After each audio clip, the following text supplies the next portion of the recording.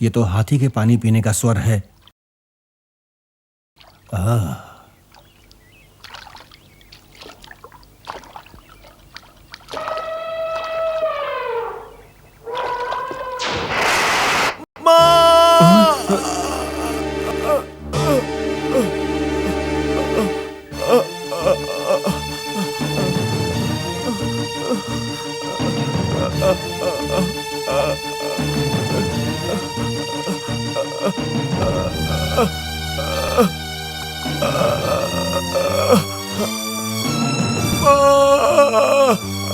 मनुष्य का स्वर, कहीं मैंने भूल तो नहीं कर दी?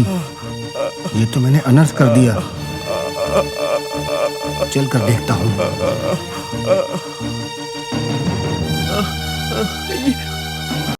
ये मुझ पे किसने प्रहार कर दिया? मैंने क्या पाप किया है? मैंने तो आज तक किसी का बुरा नहीं किया, तो मेरे साथ ऐसा क्यों हुआ? माता पिता की प्यास ना बुझाने का पापी हो जाऊंगा। माँ, माँ, माँ, मुझे किसने मारा? भाई, भाई, भाई, भाई, तुम कौन हो? मैं अयोध्या का चक्रवर्ती दशरथ। क्षमा करो महाराज, आपने मुझ पर बाण क्यों चलाया?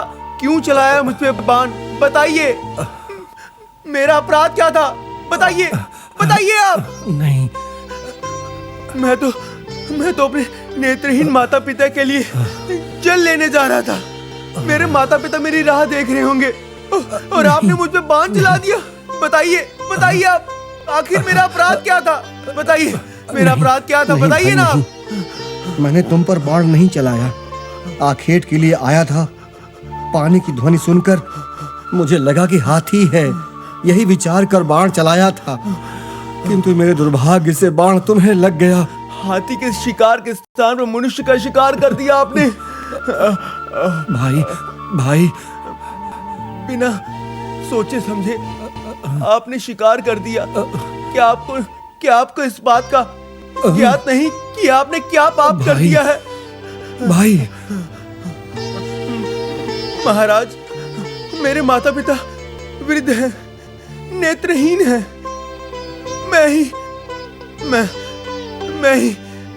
मैं ही उनके नेत्रों का प्रकाश हूँ। मैं आज तक उनकी सेवा कर रहा था। उन्हें मेरी इस अवस्था का ज्ञात होगा तो वो अपने प्राण त्याग देंगे।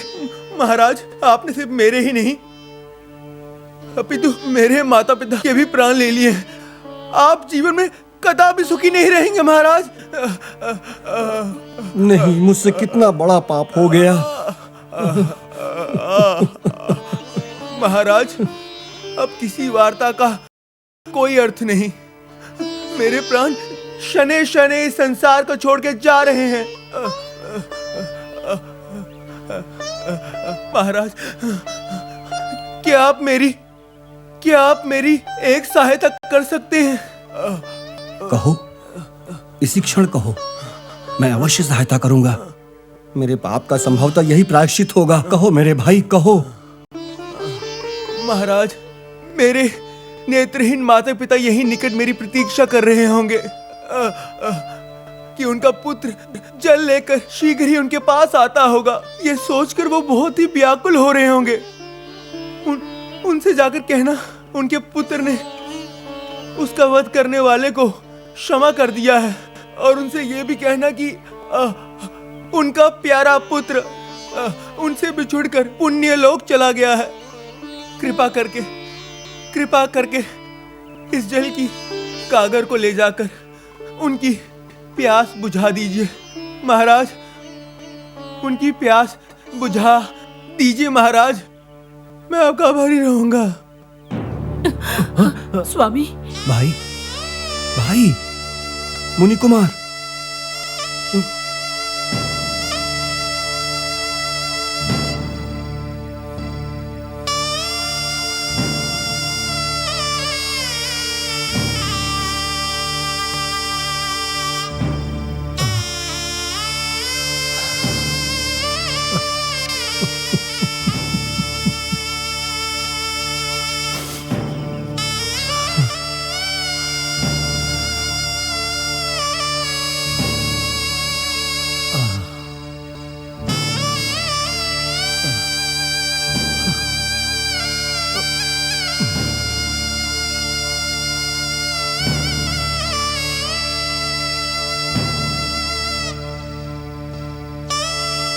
स्वामी, हमारा पुत्र जल लेने गया था, अभी तक लौटा क्यों नहीं? कदाचित स्नान करके चल आ रहा हो।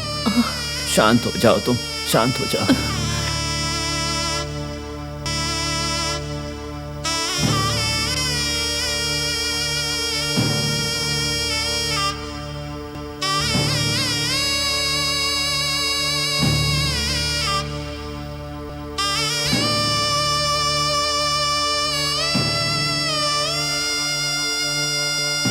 श्रवण, तुम आ गए पुत्र। क्षमा करना प्रभु। उत्तम मुनि दंपति के चरणों में मेरा सादर प्रणाम स्वीकार हो। आपका स्वर हम आज पहली बार सुन रहे हैं। हाँ, आप कौन हैं? मैं अयोध्या का चक्रवर्ती दशरथ हूं। क्या? मैं आप लोगों के लिए जल लाया हूं। क्या कहा? हमारे लिए आप जल लेकर आए हैं? तो हमारा पुत्र कहाँ है? श्रवण कहाँ है? आपका पुत्र। मेरा पुत्र श्रवण तालाब के निकट। तालाब के निकट? क्या हुआ तालाब के निकट? बताइए। कहिए। मृत पड़ा हुआ है। मेरा पुत्र मर गया। मेरा ये क्या कह रहे हैं? श्रवण, हमारा पुत्र, श्रवण, हमारा पुत्र मर गया। हमारा पुत्र श्रवण बेटा। श्रवण,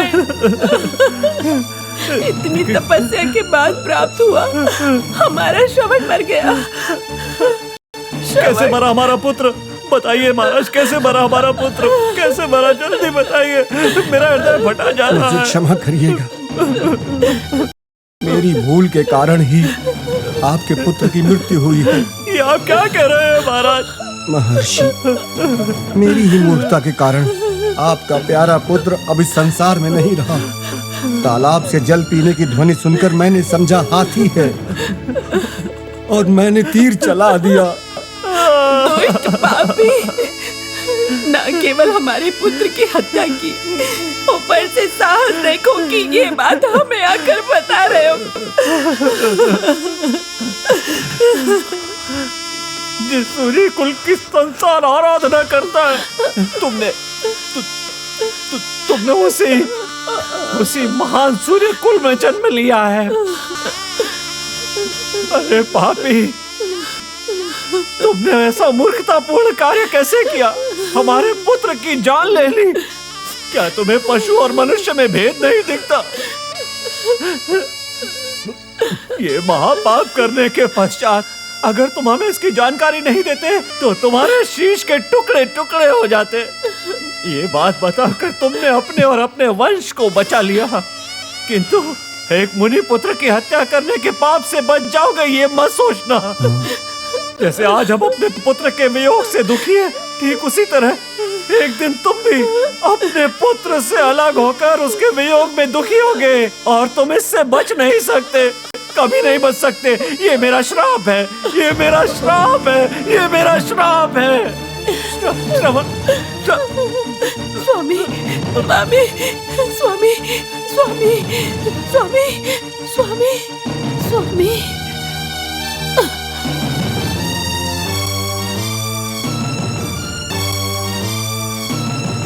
नहीं,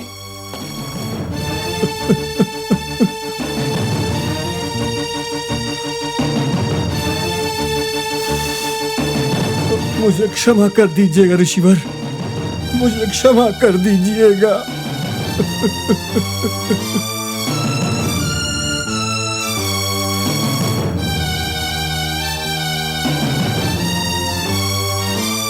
यही वो घटना थी गुरुदेव, ये उसी श्राप का फल है कि आज मैं अपने पुत्रों के वियोग में तड़प रहा हूं। सुमंत, उसे ले आए तो मैं जीवित रहूंगा, अन्यथा मैं पुत्र के शोक में जीवित। राम, राम,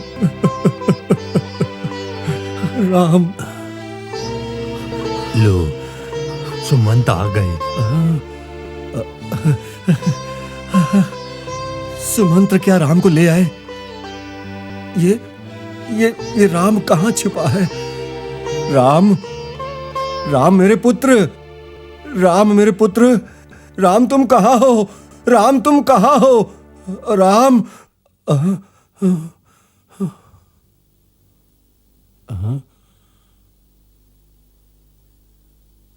राम। मंत्री सुमंत,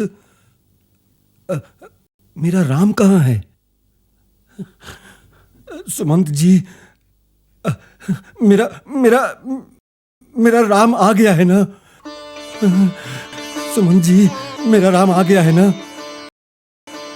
राम आ गया है ना? आ गया है ना? आ गया है ना?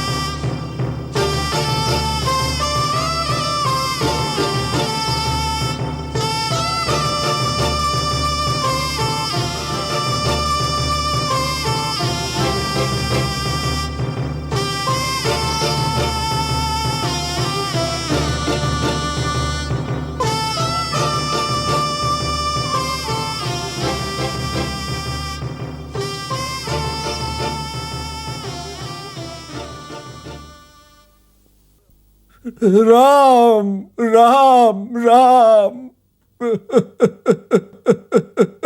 राम मेरे पुत्र।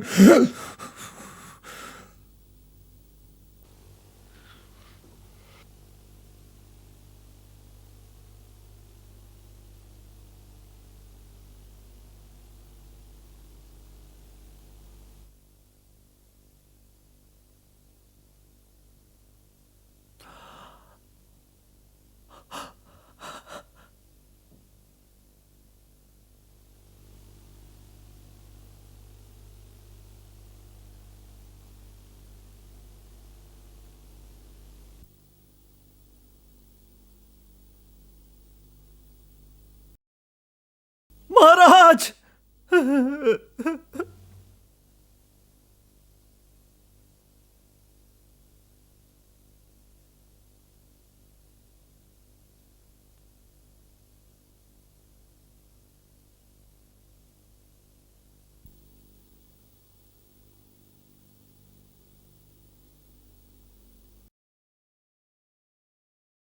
गुरुदेव, अनेक वर्षों तक राज करने के पश्चात चक्रवर्ती सम्राट दशरथ का अंत इस प्रकार इतना दुखद होगा ये मैंने सोचा भी नहीं था।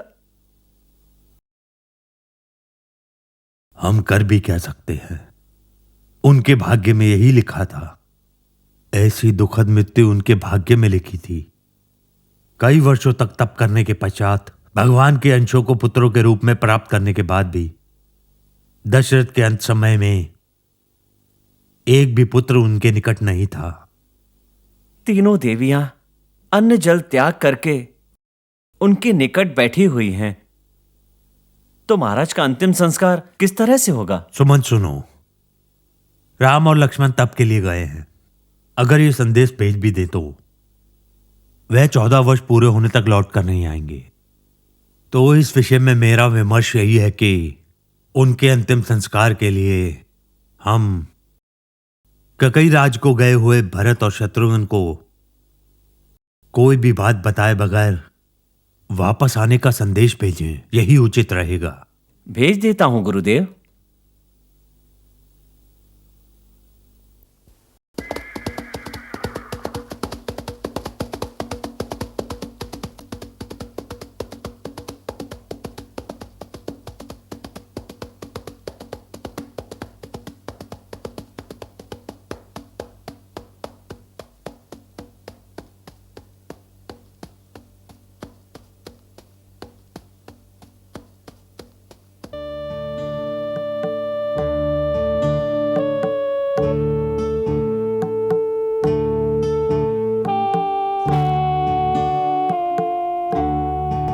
भैया, कुछ पूछूं? कैकेयी देश से आप जितने उत्साह के साथ निकले थे, यहाँ अयोध्या की सीमा पर पहुंचते ही आप रथ से उतरकर इतने मौन क्यों हो गए? क्या कारण है इस मौन का? भ्राता, अपनी अयोध्या को मैंने इतना शांत कभी नहीं देखा। चारों तरफ शोक बिखरा हुआ है। शत्रुघ्न, नगर में सदैव कोलाहल करने वाले बालक रहते हैं, वो सब कहाँ हैं? सदैव मुस्कुराती रहने वाली स्त्रियां कहाँ चली गईं? कभी समय नष्ट न करने वाले कर्मचारी कहाँ हैं? चारों तरफ नीरवता विद्यमान है। भाई, इस नीरवता का कारण पूछने के लिए गलियों में एक प्राणी भी नहीं दिख रहा। भैया, राजमहल पहुंचने पर सब ज्ञात हो जाएगा, धैर्य रखिए। नहीं शत्रुघ्न, अब मुझ में इतना धैर्य नहीं बचा है। हमें किसी से पूछना पड़ेगा। सुनिए, आप? कालदेव हूं। यहाँ अयोध्या नगरी किसी पुष्प रहित उपवन जैसी प्रतीत हो रही है। इसका कारण आपको पता है? पता है। मैं किसी ऐसे ही व्यक्ति को खोज रहा था महाशय। क्या आप इसका कारण बता सकते हैं? आसान सी बात है। एक व्यक्ति गया, किंतु अपने साथ साथ इस नगरी की पूरी सुंदरता लेकर चला गया। कैसे ले गया? अपनी कंचन काया के साथ समस्त नगरी को दुखी करके चला गया। यहाँ पर शेष बचे लोग उसी का शोक मना रहे हैं। कौन था वो? अब मैं क्या कहूँ? जो व्यक्ति मृत्यु के मुंह में संसार को त्याग कर चला गया है, अब उसके विषय में क्या चिंता करना, क्योंकि चिंता करना निरर्थक है बालकों।